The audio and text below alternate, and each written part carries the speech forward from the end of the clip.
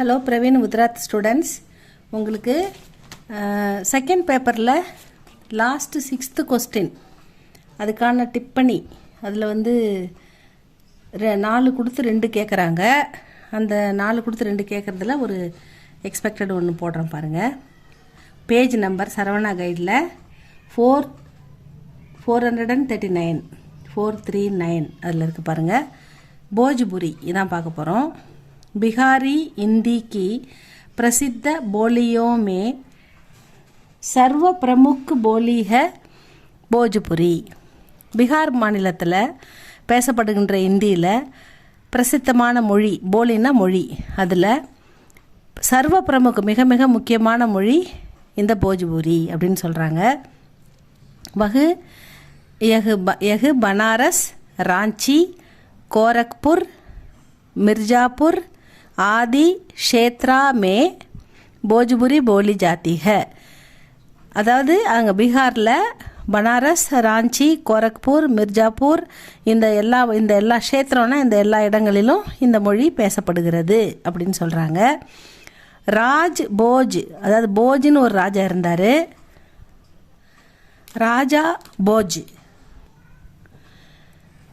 ராஜா போஜ்கே ராஜ்யக்கி, அவருடைய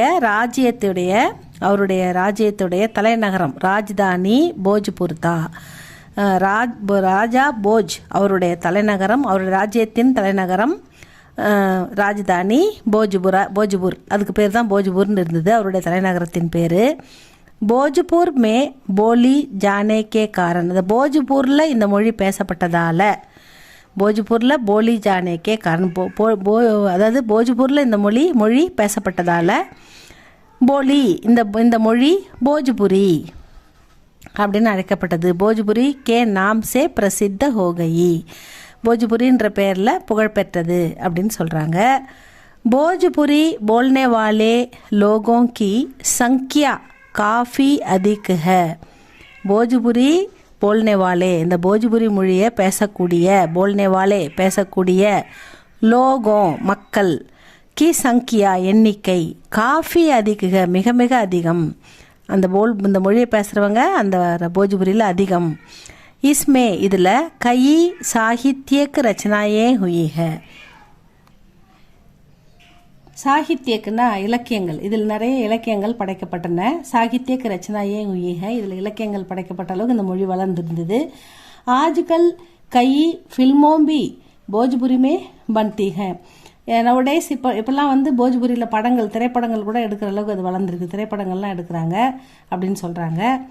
டாக்கூர்னே, ரவீந்திரநாத் டாகூர், அவர் கை லோக் கீத்னா நாட்டுப்புற பாடல்கள், லோக் கீத் லிக்கே ஹே, இந்த மொழியில் டாக்கூர் நிறைய நாட்டுப்புற பாடல்களை எழுதியிருக்கிறார்.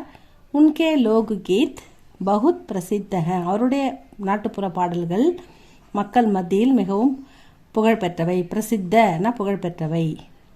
அவதி அவர் போஜ்புரி, அவதி ஒரு லோக்கல் மொழி, அதுவும் போஜ்புரியும் ரெண்டுத்துலேயும் துவனியா சவுண்டு, அதோடைய ஒலி அதிக மில்தி ஜுல்திக, அதிகம் இதுலேயும் காணப்படும், நிறைய ஒற்றுமைகள் இருக்கின்றன அப்படின்னு சொல்கிறாங்க. போஜ்புரி மே ந துவனி பிரயோக நகி ஹோத்தா, போஜ்புரியில் ந அப்படின்ற எழுத்தினுடைய சத்தம் வருவதில்லை, பிரயோக நகி அதில் உபயோகப்படுத்துவதில்லை.